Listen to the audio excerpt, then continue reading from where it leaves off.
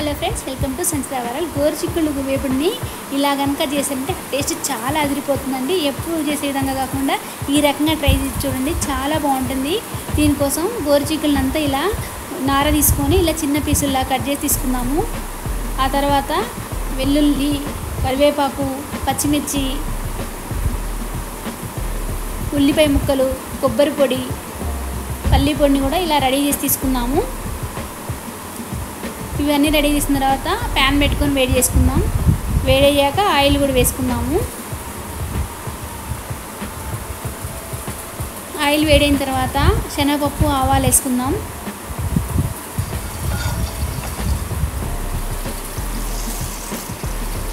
ఇవి కొంచెం ఫ్రై అయిన తర్వాత జీలకర్ర వేసుకుందాం.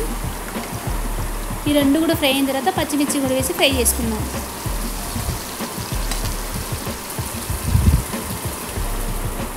కొంచెం ఫ్రై అయిన తర్వాత ఉల్లిపాయ ముక్కలు కూడా వేద్దాము.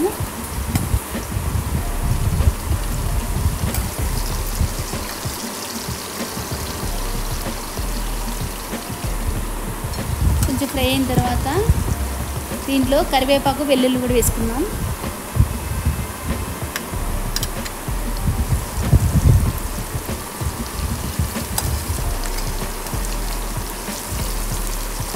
ఆ తర్వాత పసుపు వేసుకుందాం.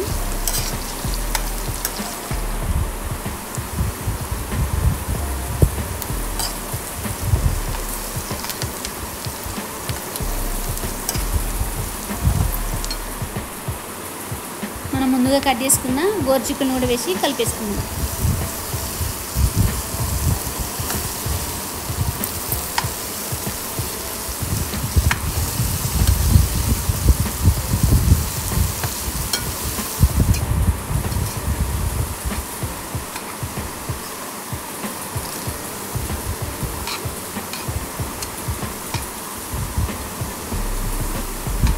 ఇలా అడుగంటకుండా ఊరికే కలుపుతూ ఉండాలి కర్రీని.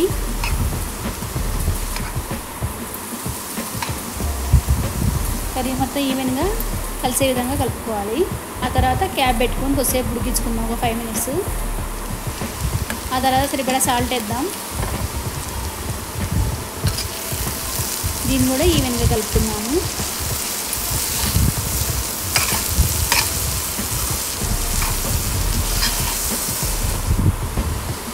మళ్ళీ ఒక 5 minutes క్యాప్ పెట్టుకొని ఉడికించుకుందాం.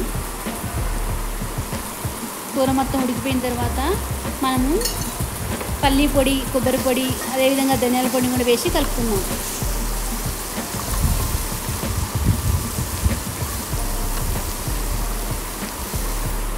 ఇదంతా అయిపోయిన తర్వాత కొత్తిమీర కూడా వేసి కలుపుదాము.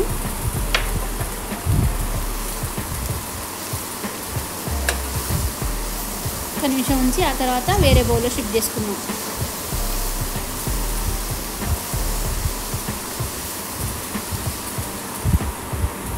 గుమగుమలాడే గోరుచిక్కుడు వేపుడు రెడీ.